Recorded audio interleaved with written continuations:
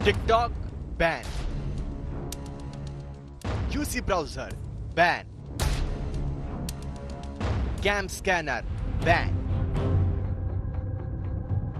मोदी सरकार ने चीन के ऐसे 59 ऐप पर बैन लगा दिया है। गलवान में 20 भारतीय जवानों की शहादत के लिए जिम्मेदार चीन के खिलाफ नरेंद्र मोदी सरकार ने बहुत बड़ा फैसला किया है। इससे पहले भारतीय सुरक्षा एजेंसियों से चाइनीज ऐप की एक लिस्ट तैयार कर केंद्र सरकार से अपील की थी कि इनको बैन किया जाए या फिर लोगों को कहा जाए कि इनको तुरंत अपने मोबाइल से हटा दें। इसके पीछे दलील ये दी गई थी कि चीन भारतीय डेटा हैक कर सकता है। सरकार के फैसले की जद में जो चीनी ऐप आए हैं उनमें TikTok, Helo, Vigo, Likee, SHAREit, Xender, UC Browser, Baidu Map, Clash of King, DU Battery Saver, Beauty Plus, Club Factory, News Dog, Selfie City, Virus Cleaner, CM Browser, YouCam Map, WeChat शामिल है। भारत सरकार द्वारा अभी 59 Chinese app को जो प्रतिबंध लगाया है, confederation of all India traders Bharat सरकार का और प्रधानमंत्री श्री मोदी का बहुत आभार व्यक्त करता है। हमारा जो चीनी वस्तुओं के बहिष्कार का कैंपेन है उसके लिए सरकार की ओर से बहुत बड़ा समर्थन है और अब और तेजी के साथ हम लोग पूरे देश के अंदर इस अभियान को चलाएंगे और सरकार से ये भी आग्रह करेंगे कि जिन चीनी कंपनियों के साथ सरकार के कोई अनुबंध हुए हैं, चाहे वो केंद्र सरकार हो या राज्य सरकार हो, उन सभी अनुबंधों को भी रद्द किए गए। चीनी ऐप्स को बैन करने की भारत सरकार ने 7 वजहें बताई हैं, जिनमें इंफॉर्मेशन टेक्नोलॉजी एक्ट के सेक्शन 69A के तहत बैन किया गया है।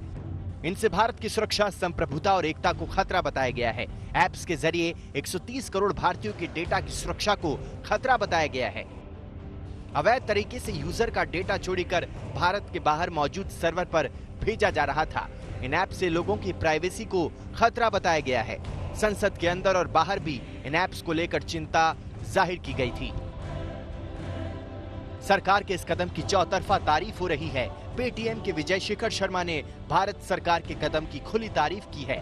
हालांकि पेटीएम में चीनी कंपनी अलीबाबा की बड़ी हिस्सेदारी है। विजय शेखर शर्मा ने ट्वीट कर लिखा है कि राष्ट्रहित में साहसिक कदम, आत्मनिर्भर ऐप इकोसिस्टम की तरफ एक कदम। ये भारतीय उद्यमियों को आगे आने के लिए और देश के लोगों के लिए सर्वश्रेष्ठ ऐप निर्माण का समय है। कांग्रेस सांसद शशि थरूर ने चीनी ऐप्स पर बैन की तारीफ करते हुए ट्वीट किया है कि मैंने संसद में चीनी मोबाइल ऐप्स के खतरे का मुद्दा उठाया था।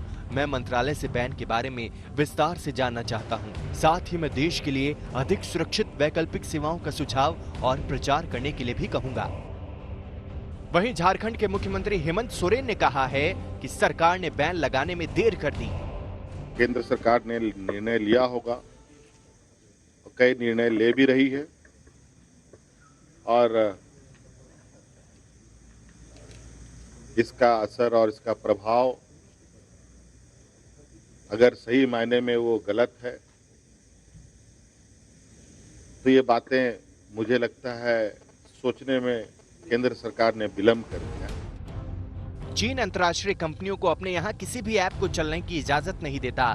दूसरी तरफ वो चाहता है कि उसके ऐप पूरी दुनिया में इस्तेमाल किए जाएं। लेकिन मोदी सरकार ने तय कर लिया है कि अब चीन की मनमानी किसी हाल में नहीं चलेगी।